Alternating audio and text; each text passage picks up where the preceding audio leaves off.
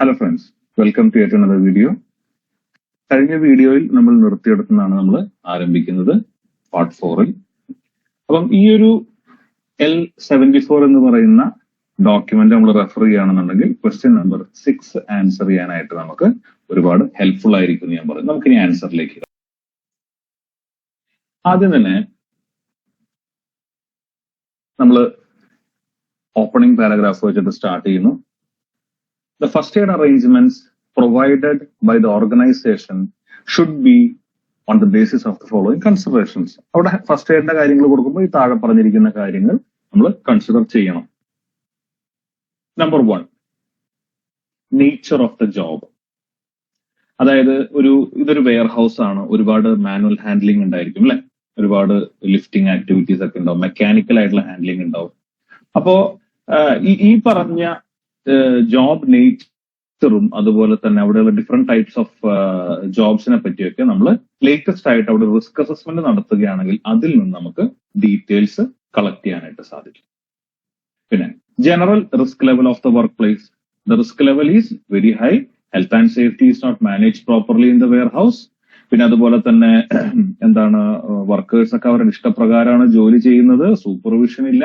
അങ്ങനെയുള്ള എല്ലാ കാര്യങ്ങളും നമുക്ക് അവിടെ ഇൻക്ലൂഡ് ചെയ്യാൻ പറ്റും. പിന്നെ hazards present in the work place. Fork lift ട്രക്കുകൾ ഓടുന്നുണ്ട്, കെമിക്കൽസ്, ഹസാർഡസ് കെമിക്കൽസ് ഉണ്ട്, സ്ലിപ്പ് ഹസാർഡ് ഉണ്ട്, വർക്ക് അറ്റ് ഹൈറ്റ് ഉണ്ട്. ഇതൊക്കെ നമ്മുടെ ഈ പറഞ്ഞ L74 എന്ന് പറയുന്ന ഡോക്യുമെന്റ് റെഫർ ചെയ്താൽ നമുക്ക് കുറെ കൂടെ നമുക്ക് ഐഡിയ ഉണ്ടാക്കാനായിട്ട് സാധിക്കും. ആക്സിഡന്റ് ഹിസ്റ്ററി മുൻപുണ്ടായിട്ടുള്ള അതിനെപ്പറ്റി സെനാരിയോയിൽ പറയുന്നുണ്ട്. A history of repeating accidents and near misses, the type of injuries that had happened in the past, the kind of first aid care that would have been necessary. അങ്ങനെയുള്ള സംഭവങ്ങളൊക്കെ നമുക്ക് ഈ സെനാരിയോയിൽ നിന്ന് നമുക്ക് കണ്ടു മനസ്സിലാക്കാനായിട്ട് അവിടെ കൊടുത്തിരിക്കുന്ന സ്പെസിഫിക് പ്രൊസീജിയേഴ്സ് റിക്വയർഡ്. അതായത് നമുക്ക് അവിടെ ഹസാർഡസ് കെമിക്കൽസ് യൂസ് ചെയ്യുന്നുണ്ട്, ചിലപ്പോൾ ഇതുമായി ബന്ധപ്പെട്ട് പോയ്സണിങ് ഉണ്ടാവാം, അതിന്റെ വേപ്പേഴ്സ് ശ്വസിച്ചു കഴിഞ്ഞാൽ അൺകോൺഷ്യസ് ആയി പോകാം, ഐ ഇഞ്ചുറി അല്ലെങ്കിൽ I burns, chemical burns, respiratory problems, ഇങ്ങനെയുള്ള പലതും ഉണ്ടാകാനുള്ള സാധ്യതയുണ്ട്. അപ്പൊ ഈ ഓരോ ടൈപ്പ് ഓഫ് കെമിക്കൽ എന്താണെന്നും അതിന്റെ ഈ പറഞ്ഞ എക്സ്പോഷർ ഉണ്ടായി കഴിഞ്ഞാൽ ഉണ്ടാകാവുന്ന അതിനാവശ്യമായിട്ടുള്ള ആന്റിഡോട്ട്സ് എന്തെല്ലാമാണെന്നുള്ളതൊക്കെ, അല്ലെങ്കിൽ എന്ത് പ്രൊസീജിയറാണ്, ചിലപ്പം ചില കെമിക്കൽസ് ശ്വസിച്ചാൽ ഉടനെ ഫ്രഷ് എയറിലേക്ക് കൊണ്ടുപോകേണ്ടതായിട്ട് വരും, ചില കെമിക്കൽസ് ശ്വസിച്ചാൽ വെള്ളം കൊടുക്കാൻ പാടില്ല, അങ്ങനെ കുറെ പ്രോട്ടോകോൾസ് ഉണ്ട്. അപ്പൊ അത് നമ്മൾ മനസ്സിലാക്കേണ്ടത് അത്യാവശ്യമാണ്. Presence of vulnerable persons. തീർച്ചയായിട്ടും യങ് FLT ഡ്രൈവർ ഉണ്ട് അവിടെ, അയാൾ ഇൻഎക്സ്പീരിയൻസ്ഡ് ആണ്. Because of this additional training is required for first aiders. അവിടെ കൊടുക്കുന്ന ഫസ്റ്റ് എയ്ഡേഴ്സ് നമ്മൾ അഡീഷണൽ ആയിട്ട് ട്രെയിനിങ് കൊടുക്കേണ്ടതായിട്ട് വരും. ഒരു യങ് വർക്കർ കൂടി ഉള്ളതുകൊണ്ട് additional first aid equipment is needed. Local citing of first aid kits. ഈ ഒരു യങ് വർക്കർ അവിടെ ഒരു വൾണറബിൾ കാറ്റഗറിയിൽ പെടുന്ന ആളുള്ളത് കൊണ്ട് ഒരു സ്പെഷ്യൽ കെയർ എന്നുള്ള രീതിയിൽ നമ്മൾ എക്സ്ട്രാ എളുപ്പത്തിൽ കാണാൻ പറ്റുന്ന രീതിയിൽ ഫസ്റ്റ് എയ്ഡ് ബോക്സുകൾ സൈറ്റ് ചെയ്യുക, അതുപോലെ തന്നെ അഡീഷണൽ ട്രെയിനിങ് കൊടുക്കുക, അങ്ങനെയുള്ള സംഭവങ്ങളൊക്കെ നമ്മൾ ചെയ്യേണ്ടതായിട്ട് വരും. നമ്പർ ഓഫ് വർക്കേഴ്സ്, അതും നമ്മൾ പരിഗണിക്കണം. 20 വർക്കേഴ്സ് അവിടെ ഉണ്ടെന്ന് സെനാരിയോയിൽ പറയുന്നു. അപ്പൊ ഒരു സ്മോൾ ഓർഗനൈസേഷൻ ആണ്. ഇതൊക്കെ നമ്മുടെ L74ൽ കൊടുത്തിരിക്കുന്ന ടേബിളിൽ നിന്ന് നമുക്ക് കിട്ടുന്ന ഡീറ്റെയിൽസ് ആണ്. Minimum provision is needed. L74ൽ പേജ് 10ൽ പറയുന്നത് an appointed person who takes care of first aid equipment takes responsibility of calling emergency services etc. is required. അപ്പൊ ഇങ്ങനെ ഒരു സാഹചര്യം ഒരു 20 പേരൊക്കെ ജോലി ചെയ്യുന്ന up to 25 വർക്കേഴ്സ് ഉള്ള ഒരു ഓർഗനൈസേഷൻ ആണെങ്കിൽ അവിടെ ഒരു സ്മോൾ ഓർഗനൈസേഷൻ എന്നുള്ള രീതിയിലാണ് ക്ലാസിഫൈ ചെയ്തിട്ടുള്ളത്. അപ്പൊ അവിടെ ആ ടേബിളിൽ പറയുന്നത് മിനിമം അറേഞ്ച്മെന്റ്സ് കൊടുക്കണം എന്നുള്ളതാണ്. Appointed person who takes care of first aid equipment. First aid equipment ഒക്കെ വൃത്തിയാക്കാനും അത് തീരുന്നതനുസരിച്ച് റീഫിൽ ചെയ്യാനൊക്കെ ഒരാളെ റെസ്പോൺസിബിൾ ആക്കുക. പിന്നെ എമർജൻസി സർവീസ് കോൾ ചെയ്യാൻ, ഒരു എമർജൻസി സിറ്റുവേഷൻ വന്നാൽ ആംബുലൻസിനെ വിളിക്കാനും ഒക്കെ ട്രെയിനിങ് കിട്ടിയിട്ടുള്ള ഒരാളെ അപ്പോയിന്റ് ചെയ്യുക എന്നാണ് അതിൽ പറയുന്നത്. പിന്നെ work patterns and shift system of workers. അതായത് അവിടെയുള്ള ജോലി ചെയ്യുന്നതിന്റെ പാറ്റേൺസ് അത് സെനാരിയോയിൽ പറയുന്നുണ്ട് അല്ലെ. അവിടെ 2 ഷിഫ്റ്റ് ആയിട്ടാണ് അവിടെ വർക്ക് ചെയ്യുന്നത്. ഓരോ ഷിഫ്റ്റും 12 മണിക്കൂർ വെച്ചാണ് നടക്കുന്നത്. അപ്പൊ ഓരോ ഷിഫ്റ്റിലും നമുക്ക് എന്ത് വേണ്ടി വരും? ഒരു ഫസ്റ്റ് എയ്ഡറെ കിട്ടാവുന്ന രീതിയിൽ വേണം നമ്മളത് തീരുമാനിക്കാനായിട്ട്. അതിന്റെ കൂടെ നമ്മൾ ശ്രദ്ധിക്കേണ്ട മറ്റൊരു കാര്യം എന്ന് വെച്ച് കഴിഞ്ഞാൽ, ഈ പറഞ്ഞ നമ്മൾ കൊടുക്കുന്ന 2 ഫസ്റ്റ് എയ്ഡേഴ്സിൽ ആർക്കെങ്കിലും സുഖമില്ലാതായി ലീവ് എടുക്കുകയോ അല്ലെങ്കിൽ ആനുവൽ ലീവ് എടുക്കുന്ന സമയത്ത് അവിടെ വേറൊരാൾ വേണമല്ലോ റീപ്ലേസ്മെന്റ് ആയിട്ട്, സബ്സ്റ്റിറ്റ്യൂട്ട് ആയിട്ട്. അതുകൂടെ നമ്മൾ കൺസിഡർ ചെയ്യേണ്ടതായിട്ടുണ്ട്. പിന്നെ geographical location of work place, തീർച്ചയായിട്ടും സെനാരിയോയിൽ പറയുന്നുണ്ട് 8 കിലോമീറ്റർ അകലെയാണ് എന്ന് പറയുന്നത് അല്ലെ. അപ്പൊ അത് അത്യാവശ്യം ദൂരെയാണ്. അപ്പൊ അതനുസരിച്ചിട്ട് സ്പെഷ്യൽ അറേഞ്ച്മെന്റ്സ് കൊടുക്കേണ്ടതായിട്ട് വരും. അതുപോലെ അടുത്തുള്ള എമർജൻസി സർവീസസുമായിട്ട് അറേഞ്ച്മെന്റ്സ് അവരായിട്ട് കോൺടാക്ട് ചെയ്ത് ഞങ്ങൾക്ക് ഇങ്ങനെ ഹോസ്പിറ്റൽ നിയർ ബൈ ഇല്ല, ശ്രദ്ധ അതും സ്പ്രെഡ് ഓഫ് പ്ലേസ് ഈ സ്ഥലത്ത് കിടക്കുന്നു. അപ്പോ DIY സ്റ്റോർ ആണ്, അത്യാവശ്യം ഒരുപാട് ഏരിയയിൽ പരന്നു കിടക്കുന്ന ഒരു ഓർഗനൈസേഷൻ തന്നെയാണ്. അപ്പൊ ഇതൊരു ലാർജ് DIY സ്റ്റോർ ആയതുകൊണ്ട് തന്നെ ആ ലാർജ് DIY സ്റ്റോറിന്റെ വെയർ ഹൗസും അത്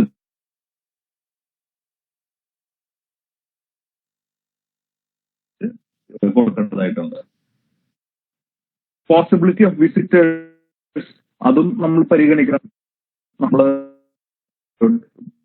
വരുന്ന ട്രക്സ് ഉണ്ടായിരിക്കും ഈ സപ്ലയേഴ്സിന്റെ ഭാഗത്തുനിന്ന്. അതിൽ പറയുന്നുണ്ട് ഡെലിവറി ട്രക്സ് പുറകിലാണ് വരുന്നത്. അപ്പോൾ ഡെലിവറി ട്രക്സ് സ്ഥിരമായിട്ട് വരും. അവരൊക്കെ പുറത്തുനിന്നുള്ള ആളുകളാണ്. അപ്പൊ ഈ ഫസ്റ്റ് അറേഞ്ച്മെന്റ്സ് കൊടുക്കുമ്പോൾ നമ്മൾ നോക്കാൻ ക്വസ്റ്റ്യൻ ആണ് ഇൻവെസ്റ്റിഗേറ്റിംഗ് ഇൻസിഡൻസ്. അപ്പൊ ഹെഡിങ് കാണുമ്പോൾ തന്നെ നമുക്ക് മനസ്സിലാക്കാൻ സാധിക്കും എലമെന്റ് നമ്പർ 4 നിന്നുള്ള ടോപ്പിക് ആണെന്നുള്ളത്. Question number 7. You have decided that recent accident where a worker's leg was broken needs to be investigated. അതായത് ഈ ഒരു റീസെന്റ് ആയിട്ടുള്ള ഈ ഒരു ആക്സിഡന്റ് നമ്മൾ ഇൻവെസ്റ്റിഗേറ്റ് ചെയ്യണം എന്ന് തീരുമാനിച്ചു. ഇനിയാണ് question. Decide what level of investigation, minimal, low, medium or high is appropriate in this case, clearly justifying each step you take that leads to your decision. അപ്പൊ ഇതും എക്സ്റ്റേണൽ റെഫറൻസിൽ കേന്ദ്രീകരിച്ചിട്ടുള്ള ഒരു ക്വസ്റ്റ്യൻ ആണ്. Not ശ്രദ്ധിക്കുക.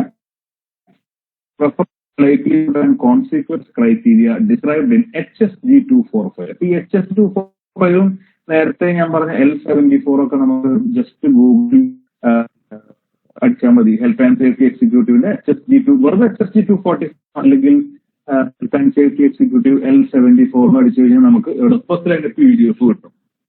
You should support your answer using information on the scenario. ഇത് based on the scenario only അല്ല, പക്ഷെ ഇതിന്റെ പ്രാധാന്യമുള്ളത് external reference. നമുക്ക് ഈ ചോദ്യത്തിന് ഉത്തരം എഴുതുന്നത്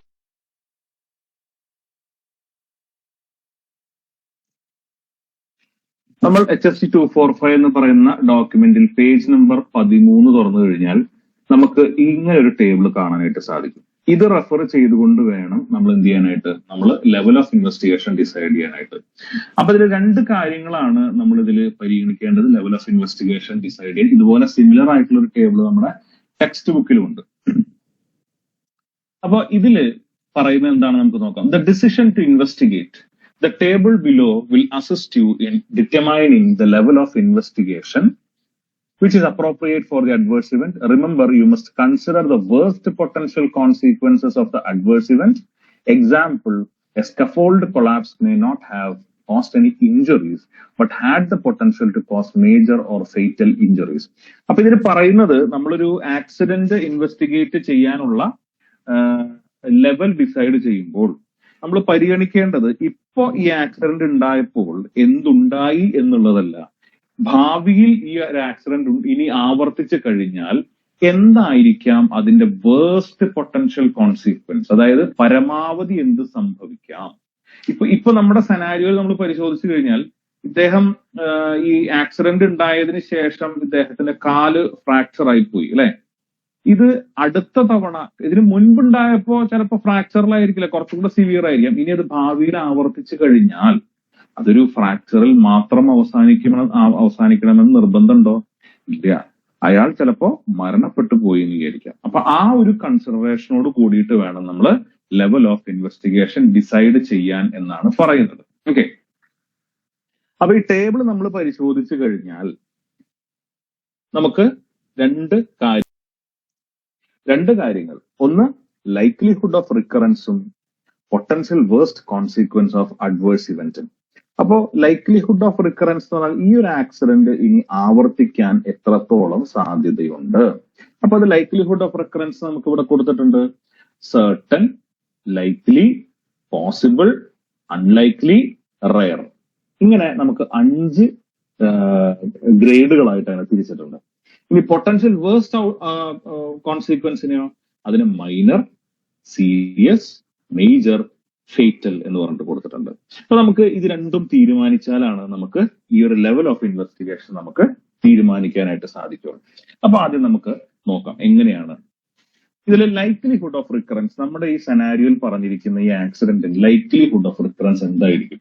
ഇത് ആവർത്തിക്കാനുള്ള സാധ്യത എത്രത്തോളം ഉണ്ട്? റയർ ആയിരിക്കുമോ? ഒരിക്കലുമല്ല. അൺലൈക്ലി, ഉണ്ടാകാൻ സാധ്യതയില്ല എന്ന് പറയാൻ പറ്റില്ല. പോസിബിൾ ആണ്, തീർച്ചയായിട്ടും പോസിബിൾ ആണ്. പോസിബിളിൽ ഒതുങ്ങി നിൽക്കുമോ? ഇല്ല. ലൈക്ലി, ഉണ്ടാവാനുള്ള സാധ്യത ഉണ്ട്, മിക്കവാറും ഉണ്ടാകും. സർട്ടൻ എന്ന് പറഞ്ഞാൽ ഉറപ്പായും ഉണ്ടാകും. നമുക്ക് വേണമെങ്കിൽ ഉറപ്പായും ഉണ്ടാകും എന്ന് വേണമെങ്കിൽ പറയാം. അപ്പൊ സർട്ടൻ എന്നുള്ളത് നമുക്ക് സെലക്ട് ചെയ്യും. Certain select. ഇനി നമുക്കിനി potential worst consequence of the adverse ഇവന്റിലേക്ക് കിടക്കാം. മൈനർ ഇഞ്ചുറി ആയിരിക്കുമോ? അല്ല. ഭാവിയിൽ ആവർത്തിച്ച സീരിയസ് ഇഞ്ചുറി ഉറപ്പ് സീരിയസ് ആയിരിക്കും. മേജർ ആയിരിക്കുമോ? മേജർ ആയിരിക്കും. ഫേറ്റൽ, മരണം വരെ സംഭവിക്കാം. യെസ്, ഉറപ്പായിട്ട് മരണം വരെ നമുക്ക് സംഭവിക്കാവുന്ന കാര്യമാണ്. അപ്പോ അതും നമ്മൾ തീരുമാനിച്ചു. അപ്പൊ സർട്ടൻ ആണ്, ഫേറ്റൽ ആണ്. ഇത് രണ്ടും കൂടെ മീറ്റ് ചെയ്യുന്ന സ്ഥലം സർട്ടനിൽ നിന്ന് തുടങ്ങി ഫേറ്റലിൽ റെഡ് ആണ്. താഴേക്ക് നമ്മൾ വരിക. താഴേക്ക് വരുമ്പോൾ എന്താണ്? റെഡ് കളർ ആണെങ്കിൽ ഇൻവെസ്റ്റിഗേഷൻ ലെവൽ ഹൈ ആണ്. അപ്പൊ ഹൈ ലെവൽ ഇൻവെസ്റ്റിഗേഷനെ പറ്റി പറയുന്നത് എന്താണ്? High level investigation will involve A team based investigation involving supervisors or line managers, health and safety advisors, and employee representatives. It will be carried out under the supervision of senior management or directors and look for the immediate underlying and root causes. ഇതാണ്. അപ്പൊ ഇതിൽ ചെയ്യേണ്ട കാര്യം എന്താണെന്ന് വെച്ച് കഴിഞ്ഞാൽ നമ്മൾ ഈ ലെവൽ ഓഫ് ഇൻവെസ്റ്റിഗേഷൻ തീരുമാനിക്കുകയും ഓരോ സ്റ്റെപ്പിലും എന്ത് കാരണം കൊണ്ടാണ് നമ്മൾ ആ ലെവൽ സെലക്ട് ചെയ്തത് എന്നുള്ളത് എക്സ്പ്ലെയിൻ ചെയ്യുകയും ചെയ്താൽ ഈ ചോദ്യത്തിനുള്ള ഉത്തരമായി. നമുക്കിനി ഉത്തരത്തിലേക്ക് കിടക്കാം. As it is decided to carry out the investigation of the recent accident, now the level of investigation has to be decided. From HSG 245, it is understood that the level of investigation is decided by 2 factors. One, likelihood that the accident repeating in the future and the potential worst consequence that such a repeating accident could have. Likelihood of recurrence has been graded from high to low as certain, likely, possible, unlikely, and rare. Consequence of recurrence has been graded from fatal, major, serious and minor.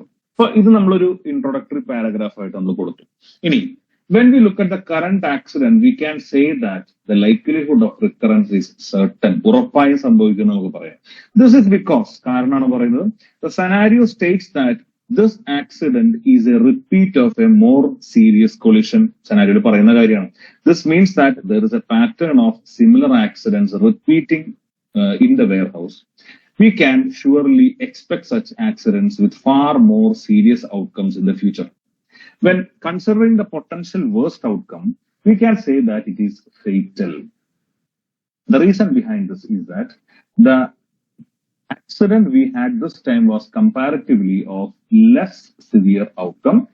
As the scenario says, in the past, we have had a similar accident that had a much serious outcome. This implies that a repeat of this accidents could have far serious outcomes depending on the relevant conditions existing at the time of the accident.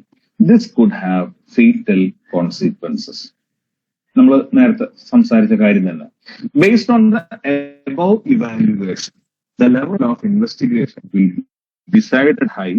A high-level investigation with the appointment of a team to investigate the accident under the oversight of senior management will be advisable. അപ്പൊ ഇതാണ് ഈ ഒരു ചോദ്യത്തിന് ഏകദേശം നമ്മൾ എഴുതേണ്ടതായിട്ടുള്ള ഉത്തരം.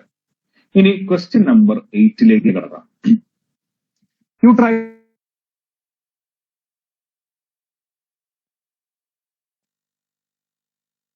by looking at the available investigation evidence, what individual factors could have negatively.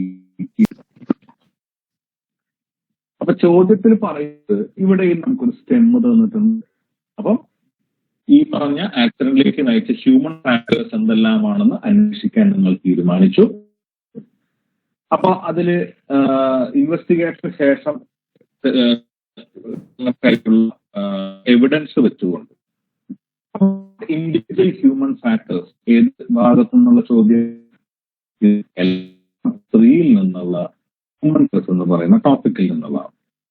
അപ്പൊ what individual human factors could have negatively influence the behaviour of the affected driver. ഈ ആളുടെ ഇൻഡിവിജ്വൽ ഫാക്ടേഴ്സ് വ്യക്തിഗതമായിട്ടുള്ള കാരണങ്ങളായിരിക്കാം ഇയാളെ ആക്സിഡന്റിലേക്ക് നയിക്കാനായിട്ട് കാരണമായിട്ടുണ്ടാവുക എന്നുള്ളതാണ് ചോദ്യം. ഇതും based on the scenario only അല്ല, സെനാരിയിൽ evidence ഉണ്ടെങ്കിൽ നമുക്ക് എടുത്തെഴുതി കഴിഞ്ഞാൽ മാർക്ക് കിട്ടും. You should support your answer for applicable using relevant information from the scenario. എന്താണ് ഇതിന്റെ സ്ട്രാറ്റജി എന്ന് പറഞ്ഞത്? എലമെന്റ് നമ്പർ 3 റെഫർ ചെയ്യുക, ഇൻഡിവിജ്വൽ ഫാക്ടേഴ്സ്, പേജ് നമ്പർ 3-19. അതിന്റെ കൂടെ നമ്മൾ റെഫർ ചെയ്യേണ്ട ടോപ്പിക് എന്ന് പറയുന്നത് പേജ് നമ്പർ 3-42 യങ് പേഴ്സൺസ്. അതായത് നമ്മൾ ഈ vulnerable category of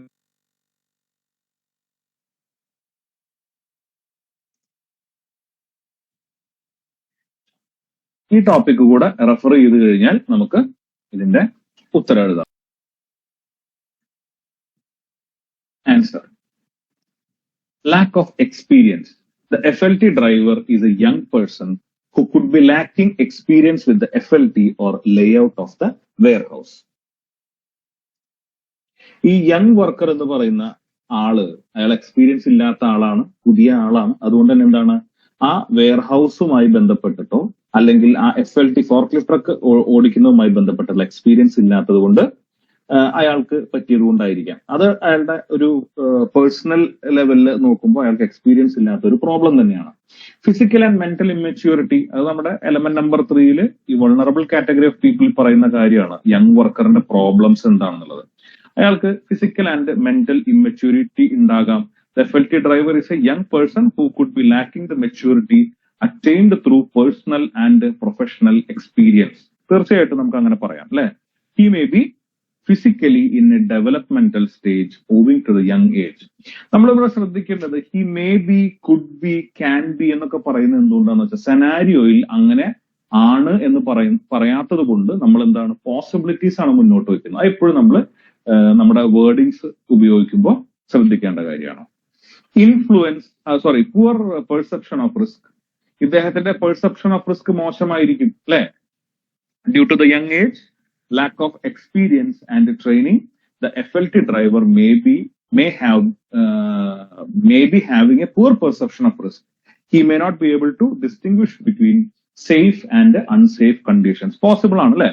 perception of risk എന്ന് പറഞ്ഞാൽ എന്താണ്, നമ്മൾ പഠിച്ചിട്ടുള്ള കാര്യമാണ്. പെർസെപ്ഷൻ ഓഫ് റിസ്ക് എന്ന് പറഞ്ഞു കഴിഞ്ഞാൽ ഒരു ഹസാർഡ് കണ്ടു കഴിഞ്ഞാൽ അതിന് റിസ്ക് ഉണ്ടെന്ന്, അല്ലെങ്കിൽ ഒരു അൺസേഫ് കണ്ടീഷൻ കണ്ടു കഴിഞ്ഞാൽ അത് സേഫ് അല്ല എന്ന് തിരിച്ചറിയാനുള്ള ആ ഒരു കഴിവിനെ പറയുന്ന പേരാണ് ഈ പെർസെപ്ഷൻ ഓഫ് റിസ്ക് അല്ലെ. നമ്മളിപ്പോ നടന്നുകൊണ്ടിരിക്കുമ്പോൾ എതിർദിശയിൽ ഒരു വാഹനം വരുമ്പോൾ ആ വാഹനം നമുക്ക് ഒരു റിസ്ക് ആണ് എന്ന് തിരിച്ചറിയാനുള്ള ആ ഒരു കഴിവിനെയാണ് നമ്മൾ പെർസെപ്ഷൻ ഓഫ് റിസ്ക് എന്ന് പറയുന്നത്. പിന്നെ ഇൻഫ്ലുവൻസ് ഓഫ് പിയേഴ്സ്, ഒരു പിയർ ഗ്രൂപ്പിൽ ഉൾപ്പെട്ട ആളാണ് അല്ലെ. FLT driver could have been heavily influenced by the members of the peer group he belongs to. The pressure to align with the culture of the peer group may have negatively influenced his behavior. സാധ്യതയുണ്ട് അല്ലെ. Peer group പ്രഷറിനെ പറ്റിയൊന്നും സെനാരിയോയിൽ പറയുന്നില്ലെങ്കിലും നമുക്ക് പറയാവുന്ന കാര്യമാണ്. അതായത് ഈ peer group influence കാരണം കൊണ്ടായിരിക്കാം അയാൾ ഇതുപോലെ ബിഹേവ് ചെയ്യുന്നത് വേണമെങ്കിൽ നമുക്ക് പറയാം. Poor attitude. The FLT driver may be having a poor attitude towards health and safety. He may flout rules even though he knows that it is wrong. അയാളുടെ ചിന്താഗതി ശരിയല്ലാത്തത് കൊണ്ടായിരിക്കാം, ആറ്റിറ്റ്യൂഡ് ശരിയല്ലാത്തത് കൊണ്ടായിരിക്കാം അയാൾ അറിഞ്ഞുകൊണ്ട് തന്നെ മനഃപൂർവ്വം ഹെൽത്ത് ആൻഡ് സേഫ്റ്റി നിയമങ്ങൾ ലംഘിച്ചെന്ന് വരാം. ഓക്കെ, അതൊരു കാരണമാകാം. അൺഡെവലപ്ഡ് സ്കിൽസ്, അയാൾ ഒരു സ്കില്ല് എന്ന് പറഞ്ഞു കഴിഞ്ഞാൽ എക്സ്പീരിയൻസിലൂടെ നമ്മൾ ഒരു ജോലി ചെയ്താണ് ഒരു സ്കില്ല് നമ്മൾ ഡെവലപ്പ് ചെയ്തെടുക്കുന്നത്. അങ്ങനെ ഡെവലപ്പ് ചെയ്യാനുള്ള ഒരു സമയം ഇദ്ദേഹത്തിന് കിട്ടാത്തത് കൊണ്ട്, ഇയാൾക്ക് ആവശ്യമായിട്ടുള്ള സ്കിൽസ് ഇല്ലാത്തത് കൊണ്ടായിരിക്കാം ഇദ്ദേഹം ഈ ഒരു ആക്സിഡന്റിലേക്ക് കൊണ്ട് കാര്യങ്ങൾ എത്തിച്ചത്. പേഴ്സണാലിറ്റി, അദ്ദേഹത്തിന്റെ പേഴ്സണാലിറ്റി എന്ന് പറഞ്ഞാൽ ഒരു വ്യക്തി ആരാണോ അല്ലെങ്കിൽ എന്താണോ അതാണ് പേഴ്സണാലിറ്റി എന്ന് പറയുന്നത്. നമുക്ക് മാറ്റാൻ സാധിക്കാത്ത ഒരു സംഭവമാണ് പേഴ്സണാലിറ്റി. അപ്പൊ ഇദ്ദേഹത്തിന്റെ പേഴ്സണാലിറ്റി ഇങ്ങനെ ഒരു റിസ്ക് ടേക്കിംഗ് നേച്ചർ ഉള്ള ഒരു പേഴ്സണാലിറ്റി ആണെന്നുണ്ടെങ്കിൽ അതും ഒരു കാരണമായിട്ടുണ്ടാകാം. ലാക്ക് ഓഫ് ട്രെയിനിങ്, ഇയാൾക്ക് ആവശ്യത്തിനുള്ള ട്രെയിനിങ് കിട്ടിയിട്ടുണ്ടാവില്ല, ഇൻഡക്ഷൻ ട്രെയിനിങ് കിട്ടിയിട്ടുണ്ടാവില്ല, അതുപോലെ തന്നെ ജോബ് റിലേറ്റഡ് ട്രെയിനിങ് കിട്ടിയിട്ടുണ്ടാവില്ല, സേഫ്റ്റി ട്രെയിനിങ് കിട്ടിയിട്ടുണ്ടാവില്ല, അതും ഒരു കാരണമായിട്ടുണ്ടാവാം. Eager to show a willingness to work, നമ്മൾ നേരത്തെ പറഞ്ഞു ഇയാൾ ഒരു പിയർ ഗ്രൂപ്പ് മെമ്പർ ആയിരിക്കാം. അപ്പൊ ഈ പിയർ ഗ്രൂപ്പിൽ മെമ്പർ ആയിരിക്കുന്ന ഇദ്ദേഹത്തിന് ഈ പിയർ ഗ്രൂപ്പിന്റെ പ്രീതി പിടിച്ചു പറ്റാൻ, പിയർ ഗ്രൂപ്പിലെ ഇൻഫ്ലുവൻഷ്യൽ പേഴ്സന്റെ, അതിലെ നേതാവെന്ന് വിളിക്കുന്ന ആളുടെ പ്രീതി പിടിച്ചു പറ്റാൻ അയാൾ ഭയങ്കര ജോലിക്കാരനാണ്, ഭയങ്കര ഉഷാറായിട്ടുള്ള ആളാണെന്ന് കാണിക്കാൻ വേണ്ടിയിട്ട് ചിലപ്പോ അയാൾ അങ്ങനെ കാണിച്ചെന്ന് വരാം. അതുകൊണ്ടായിരിക്കാം.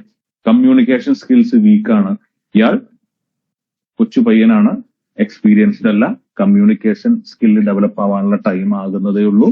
അത് കാരണം കൊണ്ട് ആയിരിക്കാം അയാൾക്ക് പറയുന്ന കാര്യങ്ങൾ മനസ്സിലാക്കാനും അയാൾ ഉദ്ദേശിക്കുന്ന കാര്യങ്ങൾ കമ്മ്യൂണിക്കേറ്റ് ചെയ്യാനും ബുദ്ധിമുട്ട് നേരിടുന്നുണ്ടായിരിക്കാം. നമുക്കിനി അടുത്ത ചോദ്യത്തിലേക്ക് കിടക്കാം. Question number 9.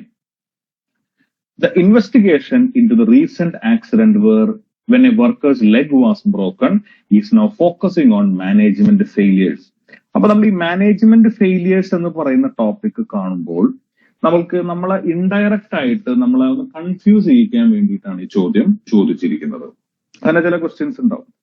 ഇവിടെ ഇൻവെസ്റ്റിഗേഷൻ അതിന്റെ കൂടെ തന്നെ മാനേജ്മെന്റ് ഫെയിലിയേഴ്സ് എന്ന് കണ്ടു കഴിഞ്ഞാൽ നമ്മൾ മനസ്സിലാക്കണം, the question is about root cause. നമ്മൾ ഈ എലമെന്റ് നമ്പർ 4 ആക്സിഡന്റ് ഇൻവെസ്റ്റിഗേഷൻ കഴിഞ്ഞിട്ട് ആക്സിഡന്റ് ഇൻവെസ്റ്റിഗേഷന്റെ സ്റ്റെപ്പിന്റെ അകത്ത് നമ്മൾ ഈ റൂട്ട് കോസും ഇമ്മീഡിയറ്റ് കോസും പറയുന്ന ആ ഒരു ടോപ്പിക്കിൽ പറയുന്ന ഒരു ഭാഗമുണ്ട്. റൂട്ട് കോസസ് എന്ന് പറയുന്നത് സാധാരണഗതിയിൽ മാനേജ്മെന്റ് ഫെയിലിയേഴ്സ് ആകാറുണ്ട് എന്ന് പറയാറുണ്ട് അല്ലെ. അപ്പൊ ഇതുമായി investigation, accident investigation plus management failure എന്നുള്ളൊരു ചോദ്യം കണ്ടാൽ ഉറപ്പിച്ചോളൂ റൂട്ട് കോസിനെ പറ്റിയിട്ടുള്ള ചോദ്യമാണ്. ഇനി based on the scenario only, what management failures could have contributed to this accident? അപ്പൊ എന്തെല്ലാം റൂട്ട് കോസുകളായിരിക്കാം ഈ ആക്സിഡന്റിലേക്ക് നയിച്ചത് എന്നാണ് ചോദ്യം. അങ്ങനെയാണല്ലോ, അതായത് റൂട്ട് കോസുകൾ ഇമ്മീഡിയറ്റ് കോസിലേക്ക് വഴിവെക്കുന്നു, ഇമ്മീഡിയറ്റ് കോസുകളാണ് ആ ആക്സിഡന്റിലേക്ക് വഴിവെക്കുന്നത്. അങ്ങനെയാണ് അതിന്റെ റൂട്ട് എന്ന് പറയുന്നത്. അപ്പൊ നമ്മള്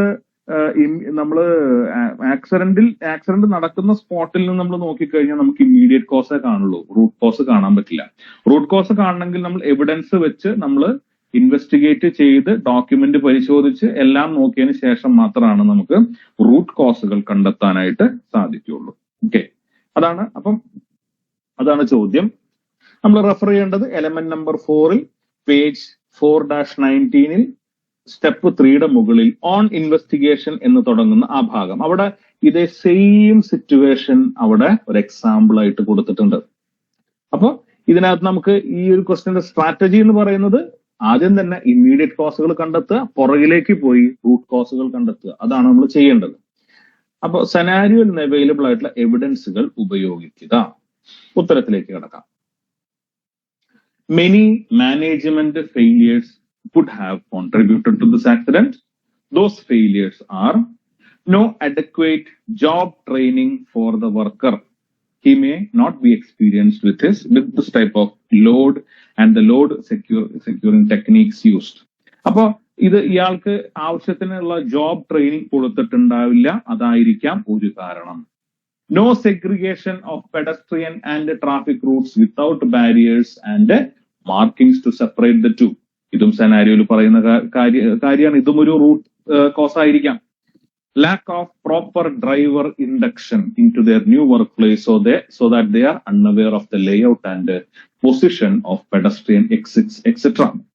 Poor maintenance of the truck, lack of refresher training ഇല്ലാത്ത കാരണം കൊണ്ട് എന്ത് സംഭവിച്ചിട്ടുണ്ടാകാം, അവിടെയുള്ള മറ്റ് ഈ പെഡസ്ട്രിയൻസ് കാൽനടക്കാര് അവരുടെ അറിവിൽ അവര് തൃപ്തരായി, അവര് കംപ്ലേസന്റ് ആയിപ്പോയി, അവർക്കുള്ള അറിവ് മതി എന്നുള്ള ധാരണയിലേക്ക് അവരെത്തി. അതുപോലെ ട്രക്ക് മെയിൻറ്റെയിൻ ചെയ്യാത്ത കാരണം അതിൽ നിന്ന് ഓയിൽ ലീക്ക് ചെയ്യുന്നുണ്ടായിരിക്കാം, അല്ലെ? പിന്നെ പുവർ സൂപ്പർവിഷൻ ഓഫ് വർക്കേഴ്സിനെ പ്രോപ്പറായിട്ട് മേൽനോട്ടം വഹിക്കാത്ത കാരണം അവരെന്ത് ചെയ്യുന്നു, തോന്നിയ പോലെ ജോലി ചെയ്യുന്നു. ഐൽസിൽ ഗുഡ്സ് സ്റ്റാക്ക് ചെയ്ത് വെക്കുന്ന ഒരു എക്സാമ്പിൾ നമ്മൾ കൊടുത്തിട്ടുണ്ട്. ലാക്ക് ഓഫ് ഡിസിപ്ലിനറി പോളിസി, അതും ഒരു കാരണമാവുന്നു. വർക്കേഴ്സ് തോന്നിവാസമായിട്ട് വർക്ക് ചെയ്യുന്നു. പുവർ റിക്രൂട്ട്മെന്റ് പോളിസി, അത് കാരണം കൊണ്ട് എന്താണ്, ജോലിക്ക് എടുക്കുന്ന ആളുകൾക്ക് ക്വാളിഫിക്കേഷൻ ഉണ്ടോ, എക്സ്പീരിയൻസ് ഉണ്ടോ, സ്കില്ലുണ്ടോ, അങ്ങനെയുള്ള കാര്യങ്ങളൊന്നും പരിശോധിക്കപ്പെടുന്നില്ല. അപ്പൊ ഈ പുവർ റിക്രൂട്ട്മെന്റ് പോളിസി കാരണം കൊണ്ട് എടുക്കുന്ന വർക്കേഴ്സ് എന്തെല്ലാം സ്കില്ലുണ്ട്, എന്തെല്ലാം സ്കില്ല് വേണം എന്നുള്ള പരിഗണനയൊന്നും അവിടെ കിട്ടുന്നില്ല. പുവർ റിസ്ക് കൺട്രോൾ, അവിടെ റിസ്ക് ഒന്നും പ്രോപ്പറായിട്ട് നിയന്ത്രിക്കുന്നില്ല, റിസ്ക് അസസ്മെന്റ്സ് നടത്തുന്നില്ല. അതിന്റെ ഈ നമ്മുടെ ലേബർ ഇൻസ്പെക്ടർ റിസ്ക് അസസ്മെന്റ്സ് നോക്കിയപ്പോൾ അത് ജനറിക് ആണ്, അത് സ്പെസിഫിക് അല്ല, നമ്മുടെ ഓർഗനൈസേഷന്റെ അവിടുത്തെ സാഹചര്യങ്ങളുമായിട്ട് പൊരുത്തപ്പെടുന്നില്ല. അങ്ങനത്തെ ഒരു സിറ്റുവേഷൻ അവിടെ നിലനിൽക്കുന്നത്. Okay. Poor implementation of complaints policy, poor management commitment and leadership, lack of worker consultation, poor implementation of incident reporting system, ഇതൊക്കെ നമുക്ക് ഈ ആക്സിഡന്റിലേക്ക് വഴിവെച്ചിട്ടുള്ള കാരണങ്ങളായിട്ട്, റൂട്ട് കോസുകളായിട്ട് നമുക്ക് പറയാവുന്നതാണ്. ഇനി 10ാമത്തെ ചോദ്യം, question number 10. You invite the overall store and warehouse manager to health and safety management review. അപ്പൊ ഇത് management review ആണ് ടോപ്പിക് എന്ന് മനസ്സിലായി. എലമെന്റ് നമ്പർ 4ന്റെ അവസാന ഭാഗം. Based on the evidence from the scenario only, comment on how the organization is performing in the following areas. സെനാരിയോയിൽ നിന്നുള്ള എവിഡൻസിന്റെ സഹായത്തോടു കൂടി പറയാൻ, അതായത് ഈ താഴെ പറഞ്ഞിരിക്കുന്ന കാര്യങ്ങൾ നമ്മുടെ ഓർഗനൈസേഷൻ എങ്ങനെയാണ് കൈകാര്യം ചെയ്യുന്നത്. Active and reactive monitoring, adequacy of current risk assessments, operational procedures and rules, compliance with the legal requirements. Any answer with 2 related points for each area. ഓരോ ക്വസ്റ്റ്യനും 2 മാർക്കാണ്. അപ്പോ 2 പോയിന്റുകൾ വെച്ച് ഉത്തരം എഴുതണം. ആദ്യത്തെ ചോദ്യത്തിലേക്ക് നമുക്ക് കിടക്കാം. 10A1, active and reactive monitoring. The organization is probably not conducting inspections. എന്തുകൊണ്ട് probably എന്ന് പറഞ്ഞത്? നമുക്ക് ഉറപ്പില്ല, അല്ലെ? ഇൻസ്പെക്ഷൻ നടത്തുന്നതായിട്ടോ നടത്തുന്നില്ല എന്നുള്ളതോ സെനാരിയോയിൽ പറയാത്ത കാര്യമാണ്. അപ്പൊ അതുകൊണ്ടാണ് നമ്മൾ probably എന്ന് ഉപയോഗിക്കുന്നത്. Not conducting inspections or conducting it ineffectively. Inspection നടത്തുന്നില്ല അല്ലെങ്കിൽ നടത്തുന്ന ഇൻസ്പെക്ഷൻസ് എഫക്റ്റീവ് അല്ല. If there were frequent inspections, the oil on the floor would have been found out and cleared immediately. അവിടെ ഇൻസ്പെക്ഷൻസ് ഉണ്ടായിരുന്നെങ്കിൽ തറയിൽ വീണ് കിടക്കുന്ന എണ്ണ കണ്ടുപിടിക്കാനും അത് വൃത്തിയാക്കാനും സാധിക്കുമായിരുന്നു. പിന്നെ as a remedial action, the cause of spillage, possibly a leaking vehicle or goods stored, would have been rectified. അപ്പൊ ഇങ്ങനൊരു ഇൻസ്പെക്ഷൻ നടത്തിയിരുന്നെങ്കിൽ അവിടെ തറയിൽ വീണ് കിടക്കുന്ന എണ്ണ കണ്ടെത്താനും അത് ക്ലീൻ ചെയ്യാനും അതുപോലെ തന്നെ എന്താണ് അവിടെ എണ്ണ വീഴാനുള്ള കാരണം എന്ന് അന്വേഷിച്ച് ചെല്ലാനും ആ കാരണം അവിടെ പരിഹരിക്കപ്പെടാനുമുള്ള ഒരു സാധ്യത ഉണ്ടായിരുന്നു. അത് അവിടെ ചെയ്തിട്ടില്ല. The organization is not carrying out incident investigations. Reactive monitoring നെ പറ്റിയാ പറയുന്നത്. As stated by the workers, there are frequent near misses occurring in the warehouse. None of these near misses were seen to be recorded. This means that incidents are not reported, recorded and investigated. അത് clear ആയിട്ടുള്ള കാര്യമാണ്. ഇനി 10A2 എന്ന് പറയുന്നത് എന്താണ്? Risk അസസ്മെന്റിനെ പറ്റിയല്ലേ? adequacy of risk assessments. Risk assessment എങ്ങനെ പര്യാപ്തമാണോ? As stated in the scenario, the labor inspector observed that the risk assessments are too generic and does not reflect the state of affairs in the organization. This means that risk assessments are not conducted. The risk assessment seen by the inspector could be outdated, irrelevant, or one that has been made by another organization. രണ്ടാമത്തെ point. Secondly, if a risk assessment was carried out as per need, the recurrence of near misses and accidents would have been avoided. അവിടെ risk assessments regular ആയിട്ട് നടത്തിയിരുന്നെങ്കിൽ അവിടെ repeating accidents incidents ഉണ്ടാകുന്ന ഒരു സാഹചര്യം നമുക്ക് ഒഴിവാക്കാനായിട്ട് സാധിക്കുമായിരുന്നു. ഇനി മൂന്നാമത്തത് ഓപ്പറേഷണൽ പ്രൊസീജിയേഴ്സ് ആൻഡ് റൂൾസ്. അവിടെ പ്രൊസീജിയറുകൾ റൂളുകളൊക്കെ ഉണ്ടോ എന്നാണ് ചോദ്യം. ഇത് scenario states a lot of examples of rule breaking was seen in the warehouse. This implies that rules do exist in the warehouse. അപ്പൊ അവിടെ റൂൾസ് ഉണ്ട് എന്ന് നമുക്ക് മനസ്സിലാക്കാം. These rules are not properly implemented and enforced. അത് നടപ്പിലാക്കിയിട്ടില്ല. In another instance, workers have stated that they have complained to the management about poor working conditions. This means that the organization does have a system and procedure for raising complaints. അപ്പൊ രണ്ട് ഉദാഹരണങ്ങളാണ് നമ്മൾ പറയുന്നത്. നിയമം ലംഘിക്കപ്പെടുന്നുണ്ട് എന്ന് പറയുന്നിടത്ത് നമുക്ക് എന്ത് മനസ്സിലാക്കാം? അവിടെ റൂളുകൾ ഉണ്ട് എന്ന് മനസ്സിലാക്കാം.